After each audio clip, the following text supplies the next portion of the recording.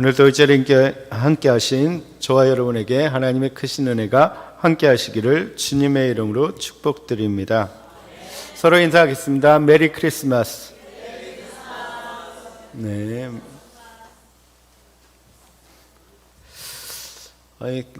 즐거운 성탄절인데 얼굴이 즐겁지가 않으신 것 같아요.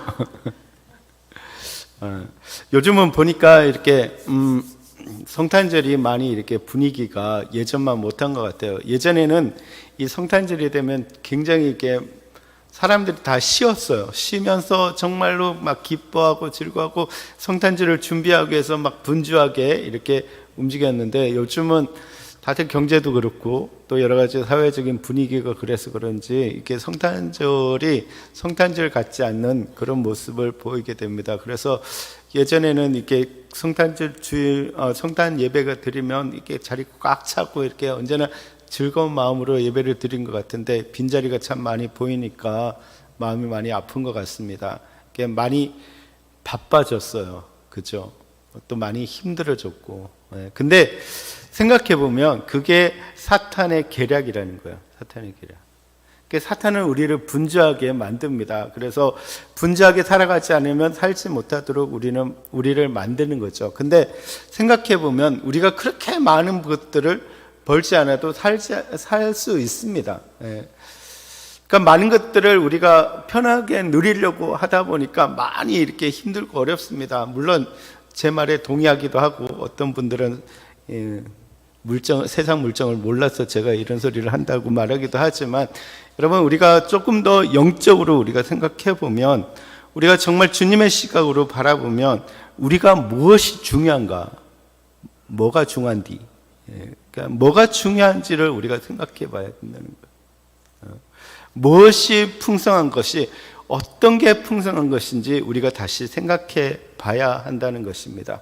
여러분 안에 주님의 은혜가 풍성하기를 주님의 이름으로 축복드립니다. 그것이 우리의 소망이 되기를 주님의 이름으로 축복드립니다. 오늘은 성탄절 예배를 드리고 있습니다. 성탄절이 되면 자연스럽게 생각되는 단어가 무엇입니까? 선물입니다. 선물. 성탄절 선물. 저도 어릴 적 생각해 보면 성탄절 되면 선물을 많이 기대했던 것 같아요. 제가 옛날에 총을 되게 좋아했거든요. 총. 왜 총을 좋아했는지 모르지만 총을 좋아했던 것 같아요. 근데 그때 저희 어머니가 이제 혼자 3남매를 키우고 있으니까 사실 좋은 그 선물을 해주는 게 쉬운 건 아니었어요. 근데 어릴 적에 이게 밀었다가 이렇게 당기고 쏘면은 그 총알이 날아가는 그 총이 있었어요. 나름대로 최신형이었어요. 최신형. 근데 그걸 너무 갖고 싶은 거예요. 너무 갖고 싶어가지고 사달라고 했는데 안 사주시는 거예요. 돈이 없다고. 제가 어떻게 했겠습니까? 3일 동안 아파 누웠습니다. 진짜로 열이 나더라고요. 열이 나고 3일 동안 끙끙끙 앓았어요. 그랬더니 저희 어머니가 사오셨어요. 못 이기죠. 자식을 어떻게 이깁니까? 사왔는데 바로 나았습니다. 3일 동안 앓았는데 바로 나와가지고 그 총 들고 신나게 놀았습니다. 그러니까 크리스마스가 되면, 성탄절이 되면 우리가 자연스럽게 생각하는 게 선물입니다. 요즘도 마찬가지지 않습니까?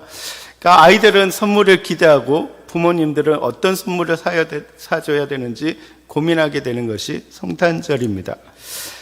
근데 우리가 생각해 보면 어제 우리 전도사님이 수요 예배를 드리면서 그 설교 시간에 말씀하신 것처럼, 성탄절은 저와 여러분, 그리고 더 나아가 모든 사람이 하나님으로부터 선물을 받은 날입니다.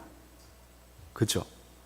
가장 좋은 선물, 가장 귀한 선물, 어떻게 보면 돈으로도, 그러니까 어떤 것으로도 갚을 수 없는 그런 선물을 우리는 받았습니다. 그것이 무엇입니까? 예수 그리스도라고 하는 선물을 받았습니다.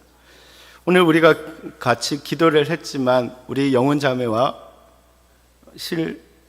실방, 우리 오래간만에 오니까 이름이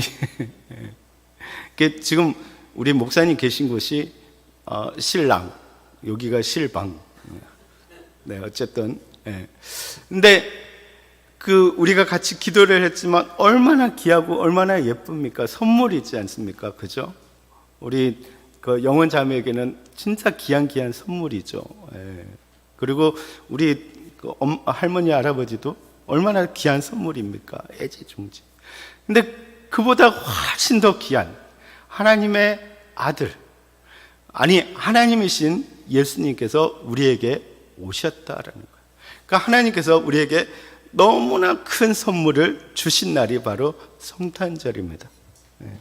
그래서 우리가 너무나 잘 아는 말씀인 요한복음 3장 16절을 보시면 하나님이 세상을 이처럼 사랑하사 독생자를 주셨으니, 그러니까 하나님이 우리를 너무너무 사랑하셔서 독생자라고 하는 선물을 우리에게 주셨다라는 것입니다.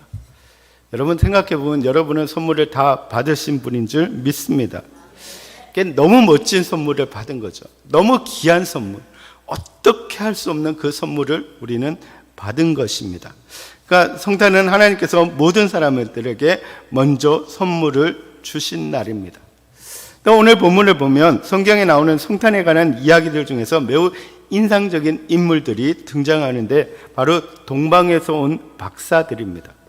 이들은 이방의 지혜자들이었고 점성술사였습니다. 그러니까 별을 보면서 미래를 예측하고 별을 보면서 많은 것들을 연구하는 그런 사람들이었습니다.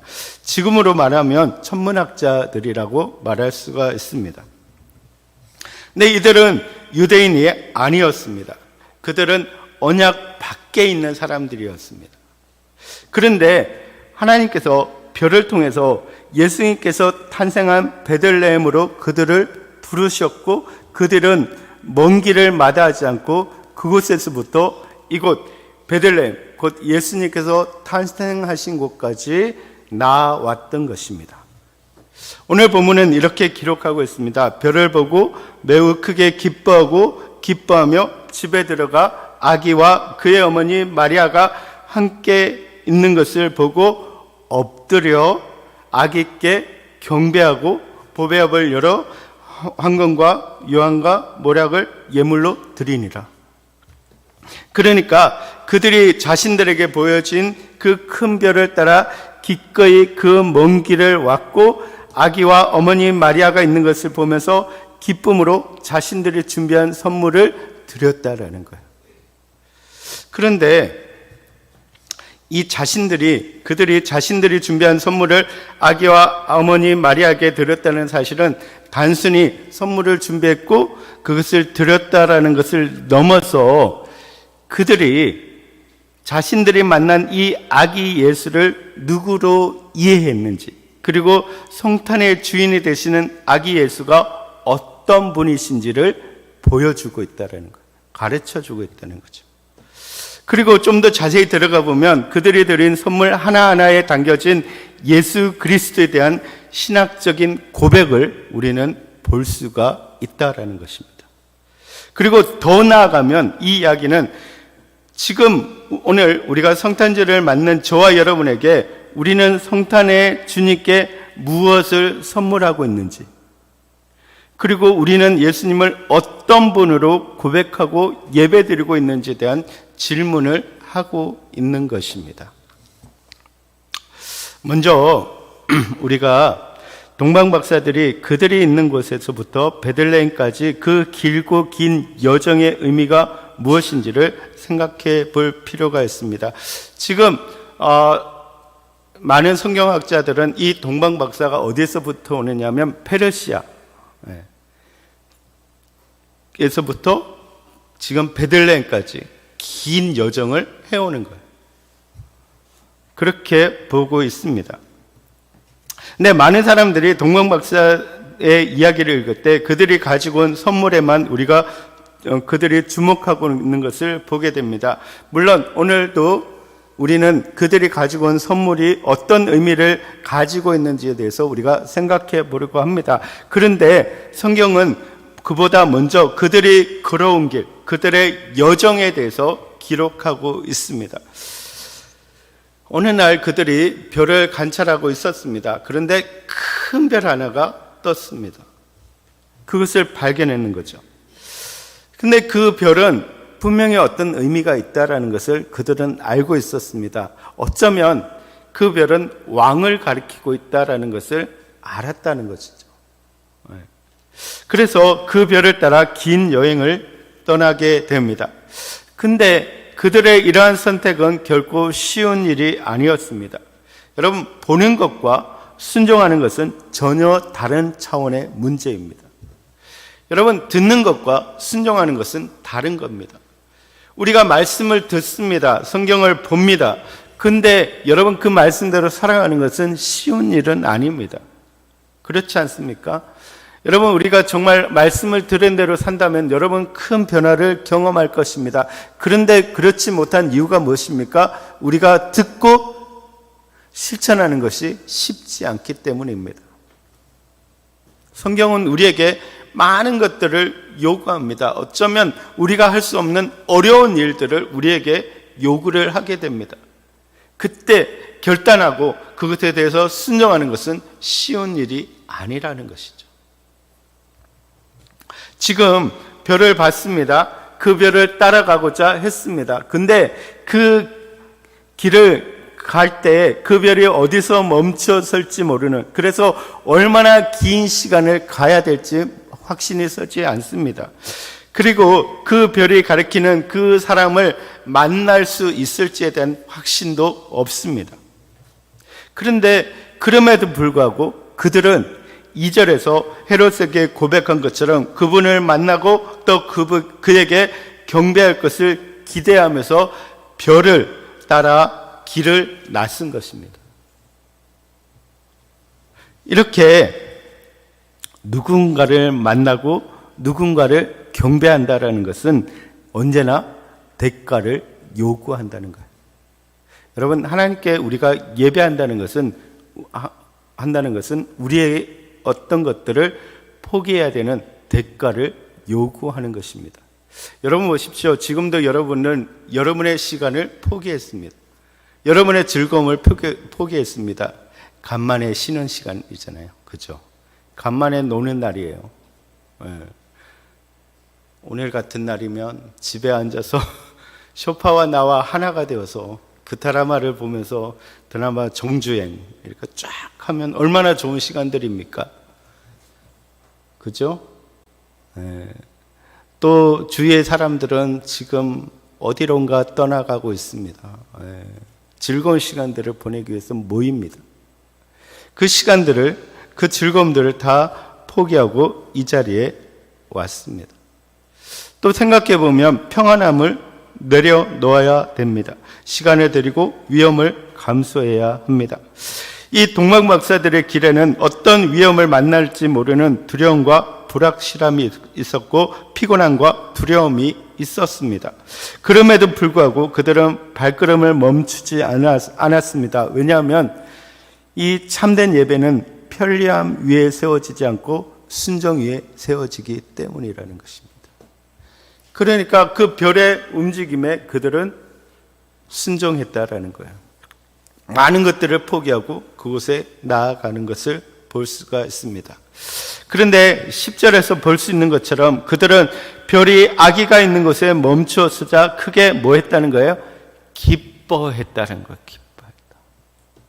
그러니까 순종의 길은 때로 길이 험하고 정말 많은 것들을 포기해야 되는 길이지만 하나님께서는 그 길 가운데 반드시 무엇을 주십니까? 기쁨을 주십니다. 여러분들이 지금 많은 즐거움을 포기하고 내가 쉬는 날을 포기하고 여러분들이 그 시간을 포기하고 이 자리에 와 있을 때 하나님께서 여러분에게 기쁨을 주실 줄 믿습니다. 아멘. 이것이 우리의 기쁨이 됩니다. 여러분, 순종하고 하면서 예배하는 자에게 하나님께서는 기쁨을 주실 줄 믿습니다. 여러분, 그 기쁨을 누리시기 바랍니다. 근데 마침내 그들은 자신들의 여정 끝에 아기 예수가 있는 마구간에 들어가 아기 예수 앞에 서게 됩니다. 그리고 성경은 말합니다. 11절 보시면 집에 들어가 아기와 그의 어머니 마리아가 함께 있는 것을 보고 엎드려 아기께 경배하고. 여러분, 이 장면이 중요합니다. 그들은 아기 앞에 엎드렸습니다. 사실 그들은 어떻게 보면 최고의 지혜자들이었습니다. 근데 세상에서 존경받던 그 박사들이었는데 그들이 지금 작고 연약한, 우리 보셨잖아요, 애기 얼마나 작고 연약합니까? 아우 예뻐가지고 진짜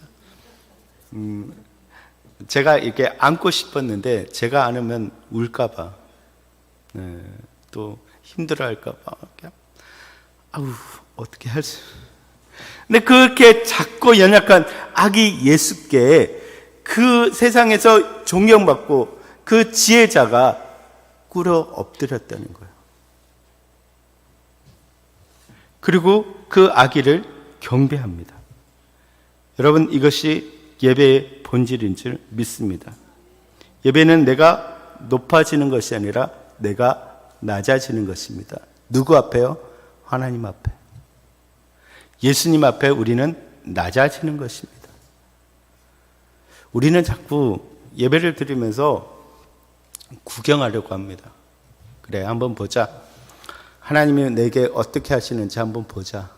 나를 즐겁게 하면 내가 감동받을 것이고, 그렇지 않으면 나는 후회하게 될 거야. 뭐 이렇게 내 자신이 생각하게 됩니다. 여러분, 예배는 누구를 기쁘시게 하는 것입니까? 하나님을 기쁘시게 하는 겁니다. 우리를 기쁘게 하는 것이 아니라 하나님을 경배하는 것입니다. 여러분, 이 예배를 드리는 여러분 되시기를 주님의 이름으로 축복드립니다. 저는 찬양팀들이 참 아름답고 좋습니다. 근데 이 찬양팀들이 가장 조심해야 되는 게 뭐냐면, 찬양을 드리면서 나를 높이려고 한다는 부분이에요. 뭔가 멋있게 보이려고 하고, 뭔가 사람들에게 저 노래도 잘하고 참 은혜로워 라는 말을 듣고 싶어 할 유혹이 생긴다는 거죠. 그게 참 조심해야 됩니다. 여러분, 찬양의 목적은 오로지 하나님께 있습니다. 내가 아니라 하나님께 있습니다. 설교하는 자의 목적도 그렇습니다.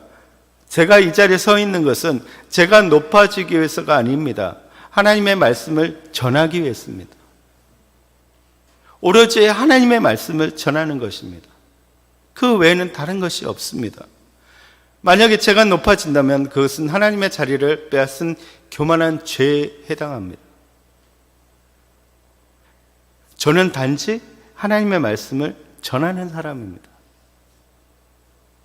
여러분, 우리의 예배의 목적을 분명히 기억하시기를 주님의 이름으로 축복드립니다. 이 시간의 주인공은 누구입니까? 아기 예수님이십니다. 이 땅에 오신 예수님이십니다. 하나님, 그를 보내신 하나님이 지금 이 시간에 주인공임을 믿으시기 바랍니다. 그렇게 예배해야 된다라는 것입니다. 그들은 누구를 경배합니까? 아기 예수를 경배하고 있습니다. 여러분, 우리의 신앙의 여정은 어떻습니까? 우리는 별을 보고만 있습니까? 별을 따라가는 신앙입니까? 예배는 주일 아침에 교회에 앉아 있는 것으로 끝나는 것이 아닙니다. 예배는 삶의 방향을 바꾸는 순종이고 주님을 향해서 한 걸음 더 나아가는 결단의 시간인 줄 믿습니다. 그렇기 때문에 오늘 우리가 예배를 드렸다면 우리는 한 걸음 더 나아가야 합니다. 우리가 세상을 향해서 나아가고 있었다면 돌이켜서 하나님을 향해서 한 걸음 더 나아가는 결단이 우리 안에 있어야 한다는 것입니다. 이것이 우리가 예배드리는 목적이 되어야 된다라는 것입니다. 여러분, 성탄은 하나님께서 인간에게 오신 사건이지만 동시에 인간이 하나님께로 나아가야 되는 이유를 분명하게 보여주는 시간들임을 믿으시기 바랍니다. 동방박사들의 여정은 우리에게 이렇게 도전합니다. 예배를 위해서 기꺼이 떠날 수가 있는가? 예배를 위해서 기꺼이 모든 것들을 내려놓을 수가 있는가 하는 것을 우리에게 묻습니다. 여러분, 정말로 여러분들이 동방박사처럼 결단하고 모든 것들을 내려놓고 주님께 경배하기 위해서 나아가는 여러분 되시기를 주님의 이름으로 축복드립니다. 아멘. 다음으로 동방 박사들은 아기 예수께 드린 선물의 의미를 생각해 볼 필요가 있습니다. 다시 11절 하반절을 보시면 보배 합을 열어 황금과 요양과 모략을 예물로 드리니라. 근데 보시면 그들은 아기 예수께 무엇을 드렸습니까? 황금을 드렸습니다. 요즘 금값이 장난이 아닙니다. 그죠? 요즘은 금이 참 금이 되겠습니다.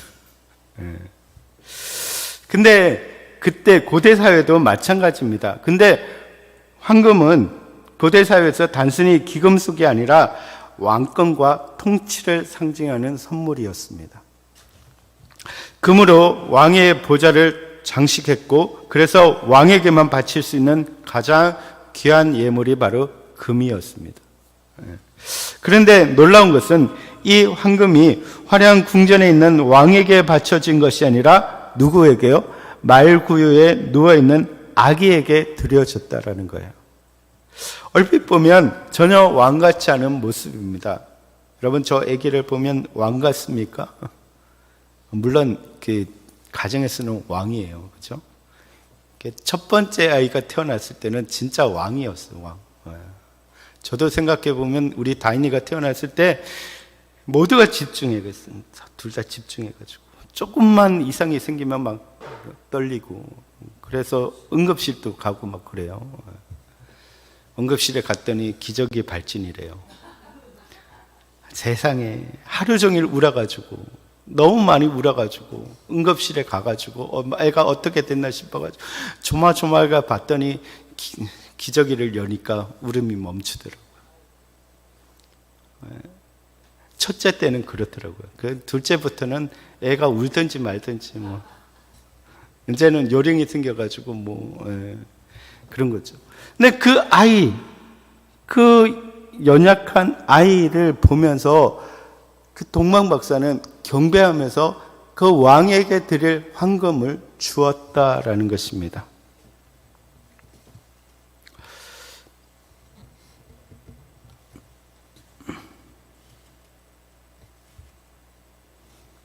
제가 다른 데를 넘겼어요.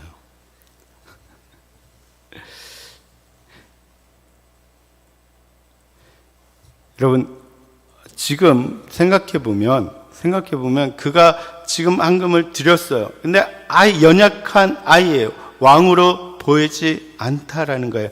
그런데 지금 동방 박사가 이 황금을 드렸다라는 것은 지금 그 아이를 아이로 보지 않고 뭐로 봤다는 거예요? 왕으로 봤다는 거예요. 근데 이 아이가 왕이 될 것이다, 장차 왕이 될 것이다 라고 생각하지 않고 이 황금을 드렸다는 것은 지금 통치하고 있는 왕으로 인식하고 드렸다는 거예요. 그는 왕이라는 거예요. 이 땅에 온 왕이라는 거예요. 비록 아기 예수의 모습으로 있지만 그는 왕이라는 것을 인식하고 고백하는 것이 된다라는 거예요. 그러니까 그가 이 유대의 왕이 되실 것으로 본 것뿐만 아니라 이미 왕으로 와셨다라는 것을 고백하는 거예요. 당신은 나의 왕이 되시고 당신이 지금 이 땅을 다스리는 분이심을 고백하면서 드리고 있다라는 것입니다. 여러분, 성탄의 핵심은 바로 예수님께서 태어나셨다는 사실에 그치지 않고 이분이 이 땅에 왕으로 오셨다라는 것을 인정하고 고백하는 시간이 된다라는 것입니다. 여러분, 예수님이 이 땅에 오셨습니다. 그분이 이 땅에 무엇으로 오셨다는 거예요? 왕으로 오셨다는 거예요. 그러니까 저는 이 부분들을 읽으면서 좀 재밌는 생각이 들었었어요. 요즘은 우리 젊은 세대들이 많이 쓰는 것이 세계관입니다. 세계관. 혹시 아시나요? 그래서 이게 영화를 보면 영화에 어떤 하나의 스토리가 있으면 그것을 세계관이라고 이야기를 해요. 그리고 다른 영화는 또 다른 세계관이에요. 그래서 그 세계관을 이야기를 해요.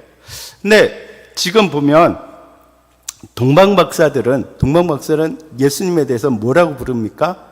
유대인의 왕이 어디 있느냐라고 불러요.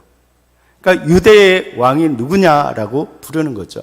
그러니까 동방박사들의 지금 아기 예수를 바라보는 세계관은 무엇입니까? 유대인의 왕이에요. 그런데 유대인의 왕이 어디 있느냐라고 물었을 때 헤롯은 뭐라고 이야기합니까? 그리스도가 어디에서 나느냐라고 물어요. 그러니까 이스라엘과 그 헤롯에게 있어서 예수는 어떤 분이라는 거예요? 메시아, 그리스도라는 거예요. 그리스도. 그러니까 그들의 세계관은 메시아와 그리스도라는 거예요. 그런데 또 한편으로 뭐라고 이야기하냐면 목자라고 얘기해요. 그러니까 예수님의 탄생을 천사들이 누구에게 알려요? 목자들에게 알리잖아요. 너희를 위해서 목자가 나셨다라고 이야기를 해요. 그래서 또 하나의 세계관은 뭐예요? 목자예요. 근데 재밌는 것은 예수님이 누워 계시는 그 말구에 이 세 개의 세계관이 다 모여 있다는 거예요. 동방박사도 와 있고 목자도 와 있고 그리고 지금 유대인인 누구? 그 어머니 마리아와 아버지 요셉도 있다라는 거예요. 그러니까 세 개의 세계관이 다 모여 있는 거예요. 그러니까 예수님은 뭐예요? 유대인의 왕이 되시기도 하고 그리스도가 되시기도 하고 목자가 되신다라는 거예요. 여러분, 어떻게 우리가 받아들이든 그분은 우리의 왕이 되시고 구원자가 되시고 우리의 목자가 되심을 기억하시기 바랍니다. 여러분, 우리가 성탄절을 맞이해서 성탄의 예배를 드린다라는 것은 무엇입니까? 그가 우리의 왕이 되시고 그리스도가 되시고 목자가 되신다라는 것을 인정하는 자리이다라는 거예요. 여러분, 예수님이 우리의 왕이 되심을 믿으시기 바랍니다. 우리의 주인이 되심을 믿으시기 바랍니다. 그렇다고 한다면 여러분은 그 주인 앞에, 그 왕 앞에, 그 구세주 앞에 우리의 모든 것들을 내려놓고 온전히 순종할 수 있어야 된다는 것입니다. 여러분, 여러분의 삶의 주인은 주님이십니다. 아멘. 자꾸 내가 주인이 되려고 하지 마시기 바랍니다. 우리가 성탄을 드린다는 것, 예배를 드린다는 것, 바로 이러한 의미를 가지고 있습니다. 다음으로 그들은 아기 예수께 무엇을 드렸습니까? 유향을 드렸습니다. 유향은 단순히 향기로운 물질이 아닙니다. 성경에서 유향은 예배와 직결된 그런 재료였습니다. 구약 성경에서 유향은 성소에서 사용되었고 하나님께 드리는 분향의 핵심 재료였습니다. 분향이라는 것은 향을 피워서 하나님께 영광을 돌리는 것을 이야기합니다. 제사장은 유향을 태워서 그 향을 하나님께 올려드렸습니다. 그러니까 다시 말하면 유향은 하나님께만 드려지는 예배의 상징이었습니다. 출애굽기 30장을 보시면 하나님께서 직접 유향을 포함한 향 제조법을 명령하시면서 그것을 다른 용도로 사용하지 말라라고 경고하십니다. 그러니까 유향은 오직 하나님께만 바쳐지는 거룩한 물질이었습니다. 사람에게는 드려질 수 없는 것입니다. 그런데 지금 동방박사는 누구에게 바치고 있습니까? 아기 예수께 바치고 있습니다. 그러니까 결론적으로 이야기하면 지금 아기 예수는 동방박사들이 생각하기에 아기 예수는 지금 아기 예수가 아니라 무엇입니까? 하나님이십니다. 그러니까 하나님이 이 땅에 오셨음을 지금 고백하고 있는 것입니다. 그러니까 예수님을 단순히 위대한 인물이나 장차 쓰임받을 지도자로 본 것이 아니라 그들은 이 아이가 하나님이심을 믿고 예배하고 있는 것입니다. 여러분, 우리가 성탄절을 지킨다는 것은 무엇입니까? 그가 하나님이심을 고백하는 것입니다. 그가 이 땅에 몸으로 오신 하나님이시다라는 것을 우리가 신앙으로 고백하고 있는 것입니다. 여러분, 예수님은 참 하나님이십니다. 이분은 예배 받으시기에 합당한 분이십니다. 여러분, 그래서 우리가 하나님 앞에 이 성탄절을 지키는 것은 예수님을 하나님으로 인정하고 그를 경배하는 것입니다. 여러분, 눈으로 보기에는 연약한 인간의 모습을 하고 있지만 믿음으로 보면 우리와 함께 계시는 하나님, 임마누엘 하나님이심을 고백하고 있는 것입니다. 그래서 성탄은 무엇입니까? 하나님이 우리와 함께 계심을 보여주는 상징적인 그런 의미를 가지고 있습니다. 여러분, 그 하나님을 온전히 믿고 신뢰할 수 있는 여러분 되시기를 주님의 이름으로 축복드립니다. 마지막으로 그들이 드린 것이 무엇입니까? 모략입니다. 모략은 매우 귀한 향료로 성경에서 모략이 사용되는 가장 대표적인 것은 바로 죽음과 관련된 것입니다. 모략은 시신을 향기롭게 보존하기 위해서 사용되었고 고난과 장래의 상징이 되었습니다.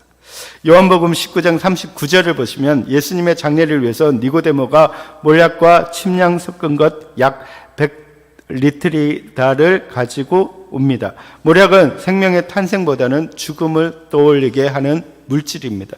그렇기 때문에 몰약이 아기 예수께 드려졌다는 것은 매우 충격적이고 또 동시에 매우 깊은 의미를 가지고 있습니다. 사실 동방 박사들은 이 예수님의 죽음에 대해서 생각하지도 못했고 알지도 못했을 것입니다.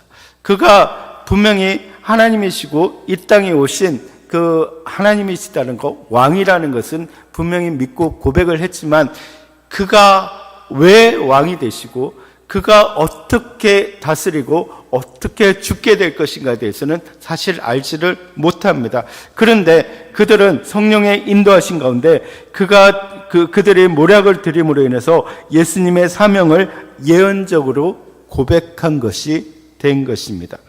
그러니까 이 아기 예수는 단지 왕으로 오신 그 분도 또 우리가 예배와 드신 하나님으로 오신 분도 아니고, 그러니까 그렇게 우리가 고백을 하고 있지만 단순히 그런 분뿐만 아니라 예수님은 고난을 통해서 구원을 이루실 구속자라는 것을 말해주고 있는 것입니다. 여러분, 성탄은 정말 기쁨의 절기입니다. 근데 그 기쁨은 어디에서 완성이 됩니까? 그리스도의 죽음과 십자가에서 완성이 된다는 것. 그가 우리를 위해서 죽으시고 부활하시고 구원을 이루심으로 인해서 온전한 기쁨을 우리에게 주시는 것입니다. 그래서 그 골고다의 그 십자가에서 그 기쁨이 완성된다라는 것입니다. 그러니까 동방 박사들은 이 모략을 드림으로 인해서 예수님을 단지 복을 주시는 분이 아니라 고난을 감당하실 구속자로 받아들여졌다라는 것을 고백하는 것입니다. 여러분, 이것은 우리에게 예수님을 어디까지 따르고 있는지를 묻고 있습니다. 여러분, 단지 예수님의 탄생을 기뻐하는 자리에서 머물러 있겠습니까? 아니면 주님이 이루신 그 고난의 자리, 그 십자가의 자리까지 따라가서 기쁨을 완성하는 자리까지 따라가시겠습니까? 이 질문을 우리에게 던지고 있습니다.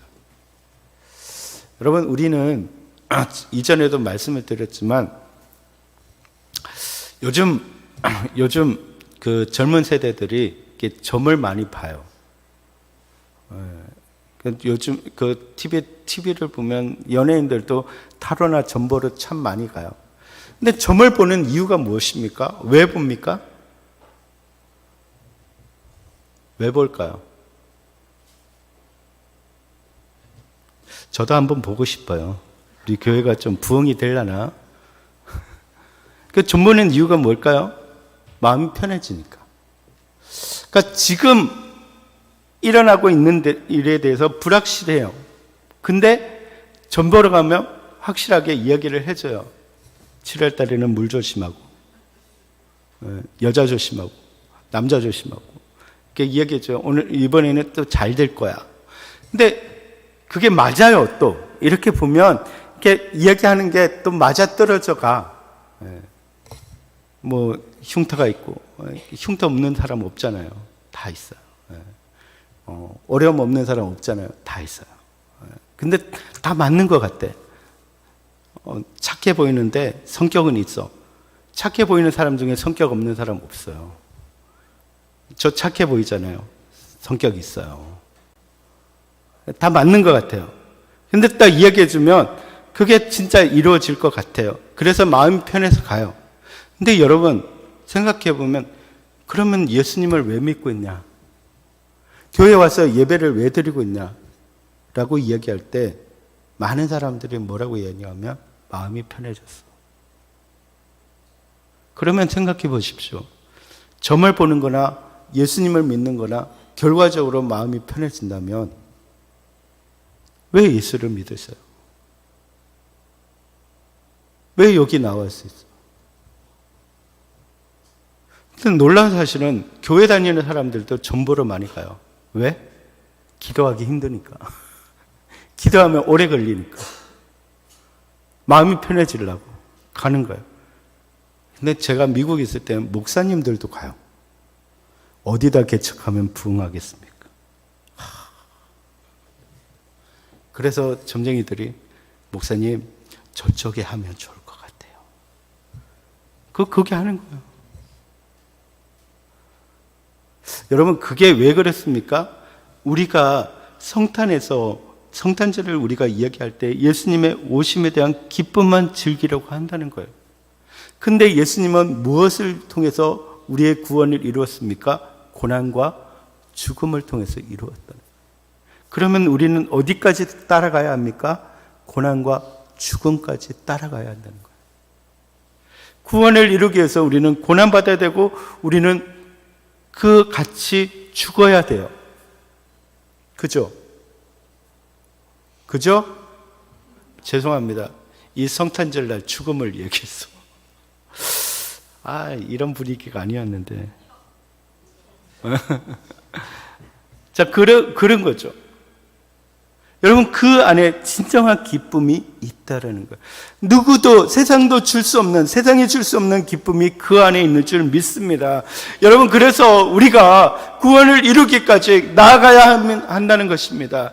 고난에 동참해야 된다는 것입니다. 왜 주님이 이 땅에 오셨습니까? 왜 임마누엘 주님으로 오셨습니까? 그 고난과 죽음에까지 우리는 가야 하기 때문에 우리가 갈 수가 없으니까, 내 힘으로는 갈 수가 없으니까 이 땅에 임마누엘 주님으로 오신 것입니다. 우리와 함께 걸어가기 위해서. 그래서 예수님이 십자가에서 죽으실 때 누구를 보내십니까? 또 다른 보혜사 성령을 우리에게 보내신다는 거예요. 왜요? 그 길에 갈 때, 그 길에 진짜 기쁨이 있기 때문에 이것이 모략을 드린 의미가 된다라는 것입니다. 여러분, 이 성탄절에 우리는 귀한 선물을 받았습니다. 예수 그리스도라고 하는 귀한 선물을 받았습니다. 그렇다면 이 성탄절에 우리가 드려야 되는 중요한 선물은 무엇입니까? 우리는 무엇을 준비해야 될까요? 제가 어제 어떤 권사님하고 이야기하는데 권사님이 자기 자랑을 하겠다는 거예요. 뭡니까 권사님? 그랬더니 권사님이 좀 젊으실 때에 그 교구 모임을 이제 우리 말하자면 목장 모임을 하고 있는데 어떤 분이 새로 오셨대요. 근데 시어머니가 굉장히 이렇게 엘리트적인 그런 분이셨대요. 김한란 그 여사님하고 친구분이었대요. 그러니까 굉장히 이렇게 신세대 그런 분이었는데 꼬장꼬장하시고 되게 멋쟁이시고 얼굴도 되게 예쁘시고 그러셨대요. 근데 그분은 이제 절에 다니시는 거예요. 그러니까 너희 종교는 너희 종교고 나한테는 절대로 그렇게 하지 마, 전도 하지 마라고 하시고 꼬장꼬장 하셨대요. 근데 그 며느리가 그 어머니를 두고 이렇게 우리 어머니는 그런 분이에요라고 얘기를 했는데 이 권사님이 들으시고는 그 권사님을 전도하기 위해서 권사님이 믿도록 하기 위해서 3일 동안 가가지고 금식 기도를 하실 거예요. 이렇게 듣고. 그리고 우리 목장에서 이런 일이 일어나기를 주님의 이름으로 축복드립니다. 기도 제목을 받았잖아요. 그래서 그 3일 동안 금식하러 가가지고 그분이 예수 믿도록 기도했다는 거예요. 그래가지고 막 금식하며 기도하는데 3일째 되는 날 응답이 온 거예요. 그 시어머니가 믿게 될 것이다라는 응답이 온 거예요. 그래가지고 이제 다음 두 번째 이제 그 목장 모임에 가서 이제 그 며느리가 또 온 거예요. 그래서 똑같은 얘기를 할 때 이 권사님이 그 시어머니가 믿게 될 거야 라고 선포를 했대요. 그러면 당장 돼야 되잖아요. 근데 그게 아니라 한 6년인가 7년이 지난 거예요. 6년인가 7년이 지난 거예요. 그랬더니 그 며느리가 그 권사님, 저희 어머니는 안 되나 봐요. 하나님도 힘드신가 봐요. 뭐 이렇게 얘기를 했대요. 그랬더니 권사님 아니라고, 날 믿으라고, 하나님께서 분명히 그걸 주셨다고, 하나님을 믿고 기도할 거라고, 그 계속 기도를 하신 거예요. 근데 어느 날 그 시어머니가 진짜 사랑하는 그 손주가 있어요. 이제 손주가 커서 고3이 된 거예요. 너무너무 사랑하는 거예요. 그랬는데 이 손주가 공부하느라 너무 힘들고 어려우니까 막 얼굴이 막 엉망이 된 거죠. 그러면서 막 지쳐 있으니까 이 할머니가 좋게 이야기한다고. 누구야, 내가 너를 위해서 기도하고 있어 라고 얘기를 했대요. 그랬더니 그 손주가 할머니 기도는 인정하지 못하겠어 라고 얘기한 거예요. 그래서 다 교회를 다니니까 절에 다니는 기도는 인정 못하겠다는 거예요. 그러니까 이 할머니가 충격을 받은 거예요. 충격을 받았어요. 그러더니 어느 날 갑자기 새벽에 오면 왔다 갔다 하더래요. 며느리가 보니까. 며느리는 이제 새벽 기도를 그냥 뭐 그런 것인가 하고 새벽 기도를 갔는데 그 시어머니가 앉아 계시는 거예요. 그러니까 이 며느리가 막 펑펑 울면서 시어머니를 붙잡고 기도하면서 왜 어떻게 이런 일이 일어났냐고 물으니까 그 손녀딸이 할머니 기도는 인정하지 못해. 그 말에 무너졌다는 거예요. 근데 그 딸의 말에 무너졌겠습니까? 하나님께서 때가 되어서 그 딸을 사용해서 무너뜨린 것이죠. 그 자랑을 하시더라고요. 그러니까 우리가 이 성탄절에 하나님 앞에 드릴 선물이 무엇일까요? 여러분, 어떤 화려한 포장지로도 우리가 선물을 포장해서 하나님께 드린다 할지라도, 수많은 우리가 많은 것들을 드린다 할지라도 하나님이 기뻐하시겠습니까? 물론 기뻐하시겠죠. 우리의 마음을 드린 거니까. 진짜 하나님께서 원하시는 것은 생명이라는 거예요. 생명. 그죠? 그러니까 우리도 그 한 영혼을 두고 기도하기 시작할 때 하나님은 진짜 우리에게 선물을 받으신 걸로 여길 줄 믿습니다. 우리가 진짜 하나님께 드려야 될 것이 무엇인가를 고민하는 이 시간이 되시기를 주님의 이름으로 축복드립니다. 여러분, 우리의 삶에서 하나님께 경배하는 마음과 또 하나님을 위해 드리는 그 삶, 그리고 하나님을 인정하는 마음으로 하나님께 온전히 순종하고 또 하나님께 정말 생명을 올려드리는 저와 여러분들이 되시기를 주님의 이름으로 축복드립니다.